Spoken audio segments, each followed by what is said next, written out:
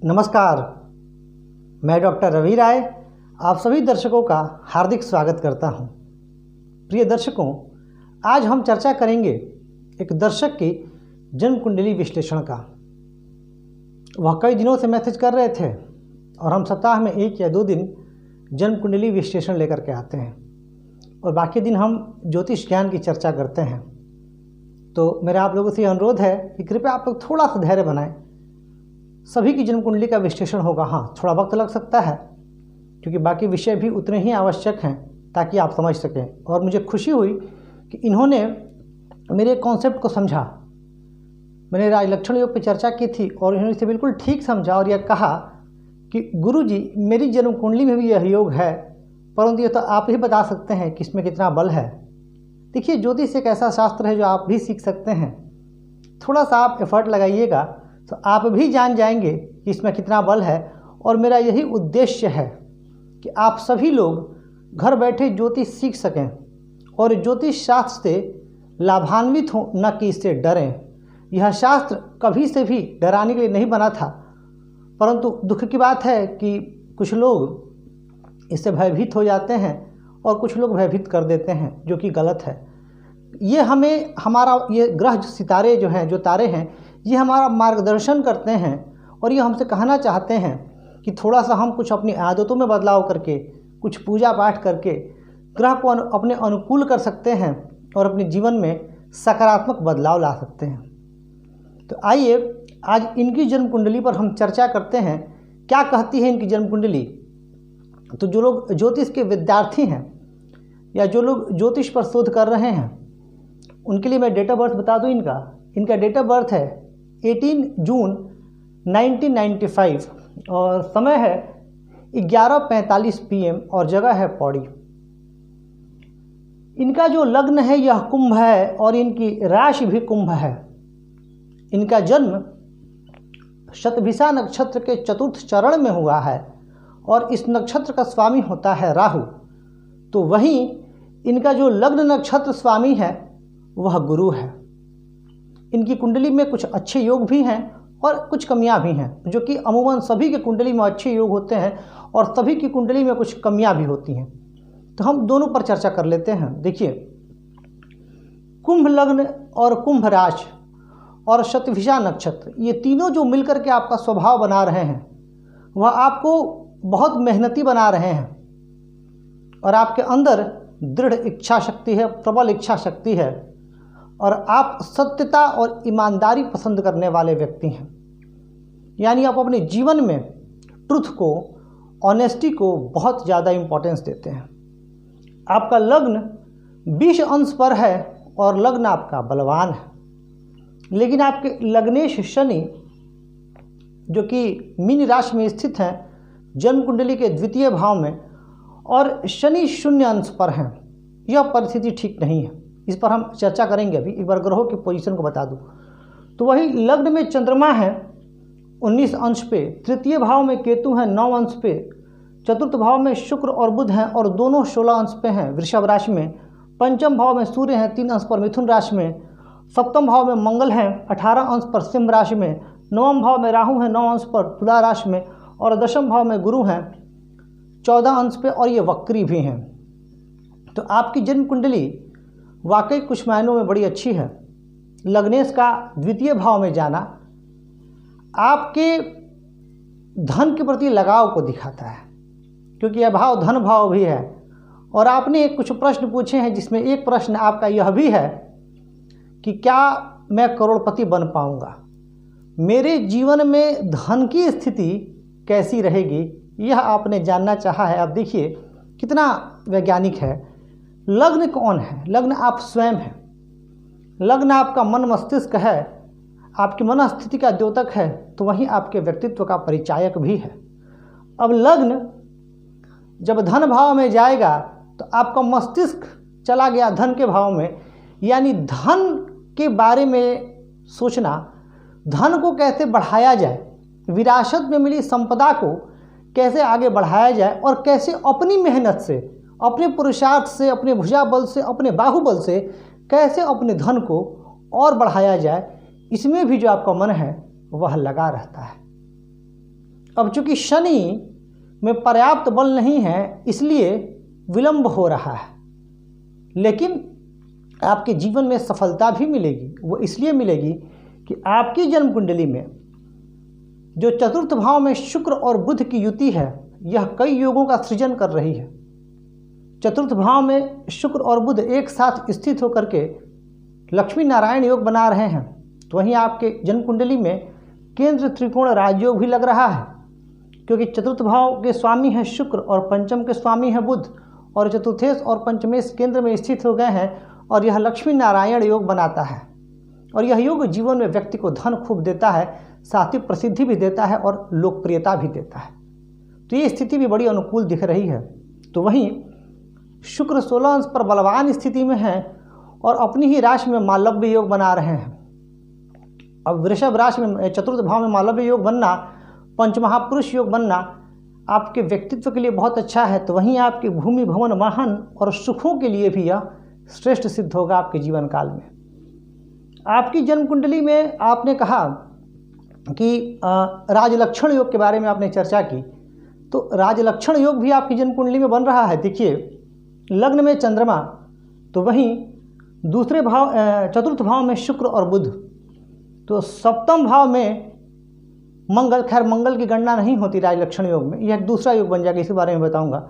और दशम भाव में गुरु, यानी सभी शुभ ग्रह आपके केंद्र में विराजमान हैं और यह राजलक्षण योग बनाता है, यानी आपके अंदर राजा जैसे लक्षण अवश्य होंगे।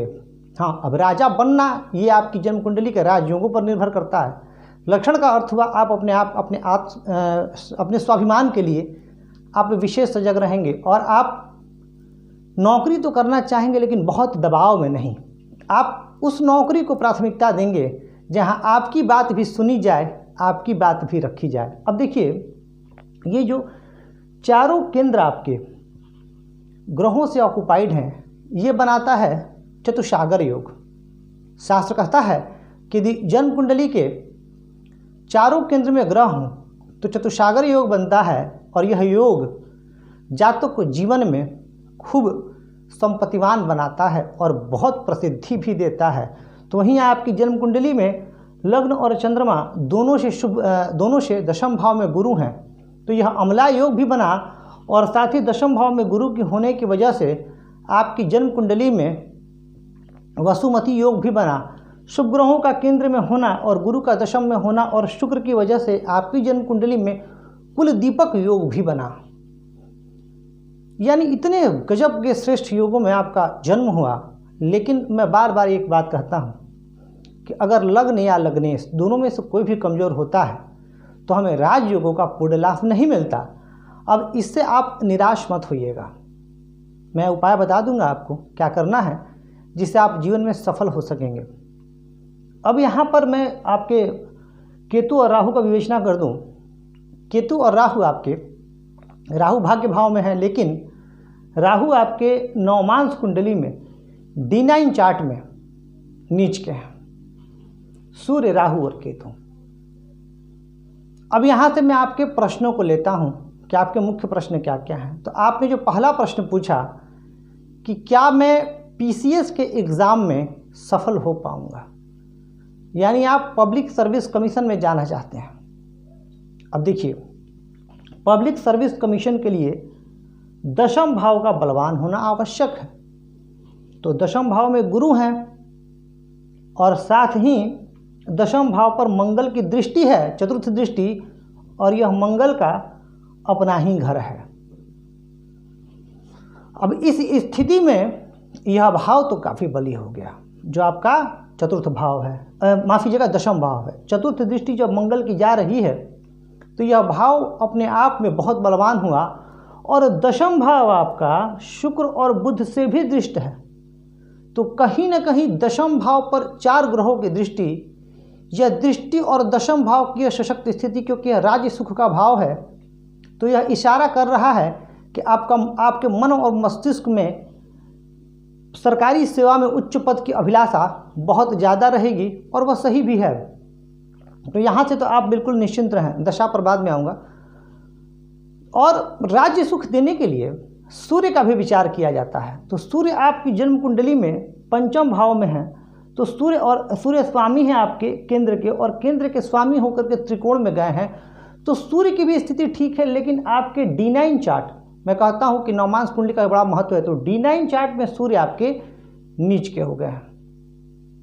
तो इस वजह से थोड़ा सा संघर्ष आपको रहेगा। और अभी आपकी जो वर्तमान महादशा चल रही है, वह महादशा आपकी शनि की चल रही है, जो कि 5 जुलाई 2012 से चल रही है और 5 जुलाई 2031 तक चलेगी। तो शनि की दशा में विलंब होगा, और चूंकि शनि आपके लग्नेश है और लग्नेश की दशा शुभ होती है, लेकिन चूंकि आपका शनि थोड़ा सा अंश बल में निर्बल हो गया है, तो हो सकता है कि आपको 1, 2 या 3, 4 अटेम्प्ट लग जाएं सफलता प्राप्त करने में, या फिर आप 1, 2 अटेम्प्ट दे चुके हों, प्रीलिम्स हो गया हो, मेंस नहीं हुआ, कुछ ना कुछ ये स्थितियां आपके साथ बन रही होंगी। शनि को यहाँ बल देना होगा। आप निसंदेह आपकी जन्म कुंडली PCS में ले जाने वाली है। शनि का आप उपाय कर लेंगे, आपका क्लियर हो सकता है। दूसरा एक पहलू जो मुझे थोड़ा सा चिंतित कर रहा है, आपकी कुंभ राशि है, और कुंभ राशि के भी 7.5 प्रारंभ हो गई, और 7.5 और प्लस शनि की महादशा, ये दोनों चीज़ें जब मिल जाती हैं तो थोड़ा सा व्यक्ति के जीवन में संघर्ष बढ़ जाता है। तो यह संघर्ष आपके जीवन में भी थोड़ा सा बढ़ा होगा।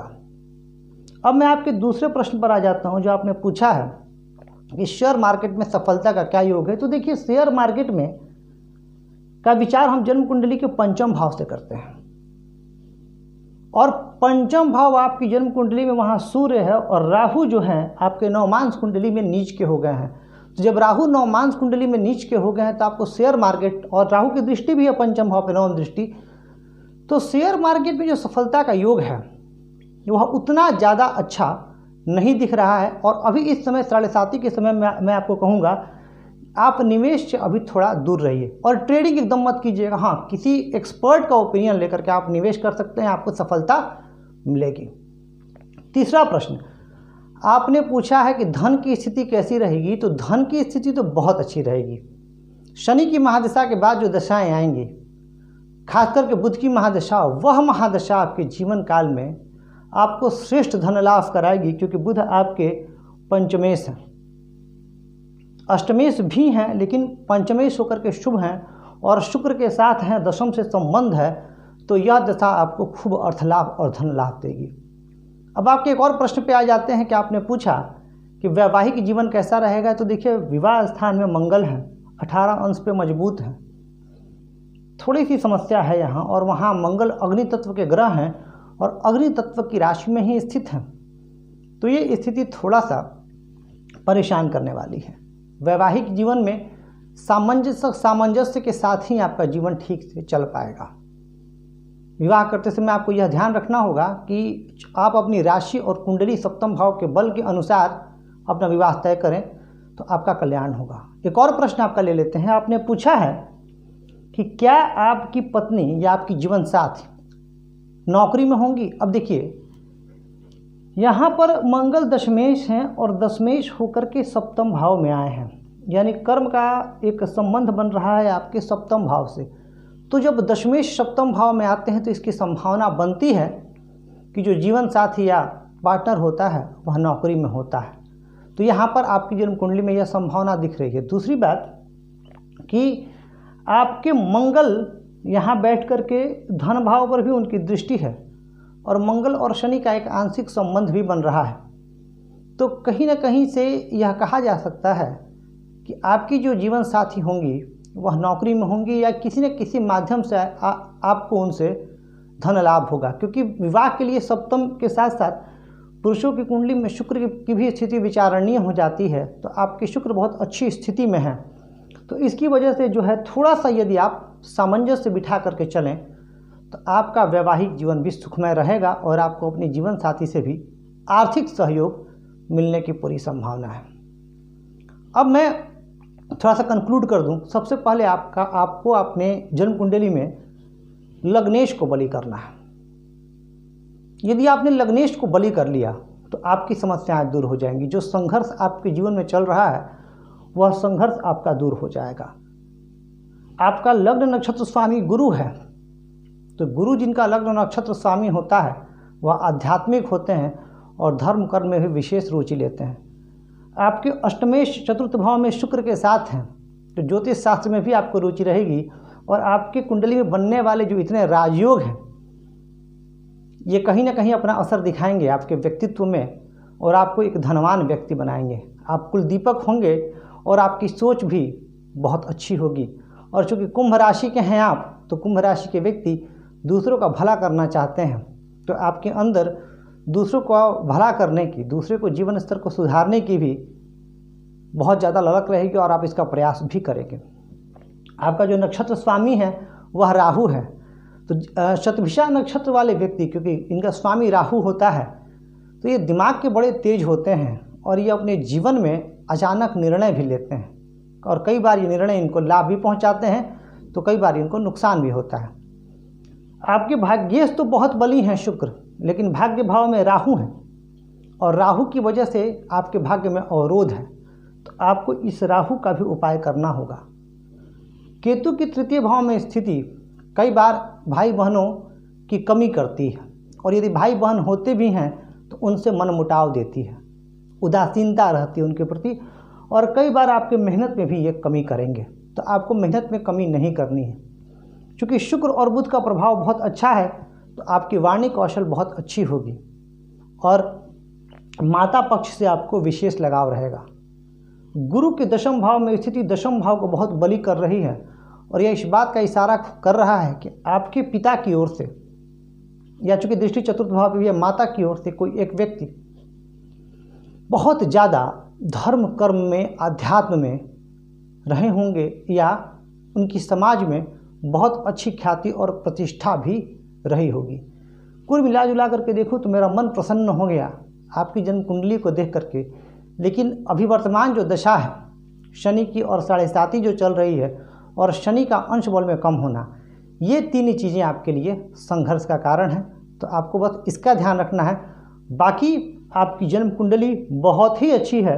और देखिए D10 चार्ट में भी जो दशमांश कुंडली है, दशमांश कुंडली और दशम भाव में गुरु, शनि, मंगल और राहु की दृष्टि है, तो कर्म के दृष्टिकोण से तो आप एक बहुत ही ज़बरदस्त व्यक्ति हैं और आपका यह मानना है कि कर्म से भाग्य को ही बदला जा सकता, बहुत कर्मठ व्यक्ति हैं, तो आप बस कर्म करते चलिए। और D9 चार्ट में आपके बुध, शुक्र और गुरु वर्गोत्तम है, तो यानी जो तीन शुभ ग्रह हैं ये आपके ज़बरदस्त अवस्था में हो रहे हैं। अब ये थोड़ा सा सूर्य जो नवमास में नीच के हो गए, अगर किसी कारणवश आप PCS में नहीं भी जा पाते हैं तो भी आप अपने जीवन काल में काफ़ी संपत्तिवान रहेंगे और काफ़ी लक्ष्मीवान रहेंगे। तो मैं ईश्वर से आपके सुखद, सफल, स्वस्थ, दीर्घायु एवं यशस्वी जीवन की कामना करता हूँ। साथ ही तमाम वो दर्शक जो यह वीडियो देख रहे हैं, मैं उनकी भी उज्जवल भविष्य की कामना करता हूँ। ईश्वर आप सभी पर अपनी कृपा दृष्टि बनाए रखें। साथ ही कहना चाहूँगा कि अगर आपको यह वीडियो पसंद आ रहा है, यह कार्यक्रम पसंद आ रहा है, तो इसको लाइक करें, सब्सक्राइब करें और शेयर करके अपना प्यार और स्नेह अवश्य दें। आज के लिए बस इतना ही। धन्यवाद।